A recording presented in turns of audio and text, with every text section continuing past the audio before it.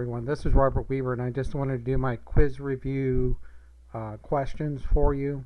And the first question that I actually picked was this one. The Tennessee procedural rules provide that in most instances a defense that is not asserted either by motion or in the answer to the complaint is submitted to the jury, waived by the defense, overruled by the court, grounds for objection, automatically denied by the plaintiff, or deferred until further further briefing. And I believe I looked for the answer for this in Rule 8 and Rule 7 actually. And for some reason, my initial answer to this question was deferred until further briefing, and I'm not sure. I can't find it right now in the rules that I believe I looked at for this answer. And Rule 7 and Rule 8, it doesn't specify if it has to be submitted to a jury or if it's waived by the defense, overruled by the court, or grounds for an objection, or if it's even automatically denied by the plaintiff. I'm really unclear as to what the appropriate answer for this question would be, to be honest with you, just flat out. I hope somebody could maybe clarify that for me, maybe give me the rule that or an advisory comment that maybe I missed on this particular question.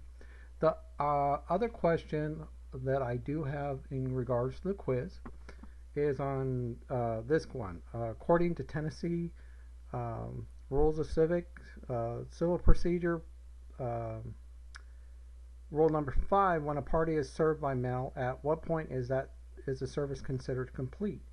Now, I went through Rule 5, and it doesn't really specify when it is considered complete.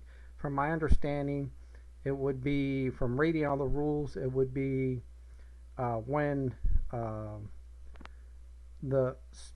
upon return of a certified mail receipt, or it says upon actual receipt by the intended recipient.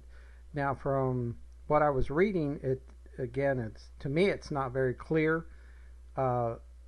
It's intended upon the receipt of the intended recipient that begins action. The certified mail receipt is returned back to the court just as proof of service, is my understanding.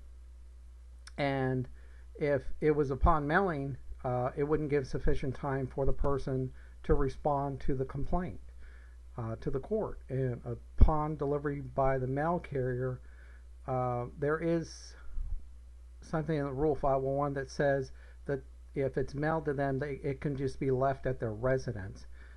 But it doesn't specify if under that rule it says that is considered proof of service. So because the person the recipient of the complaint hasn't actually received the complaint is kind of where I'm unclear.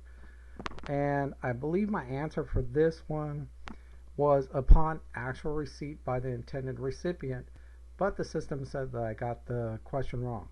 So I'm hoping somebody could help maybe clarify this question for me a little bit.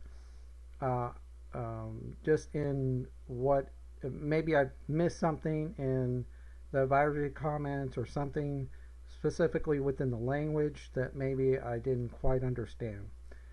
So anyway, I look forward to everybody's answers and helping me kind of clarify these two questions. And I probably have a bunch more questions, but this video is probably going along too long as it is. So I'm just going to end it here and say thank you for listening. Take care.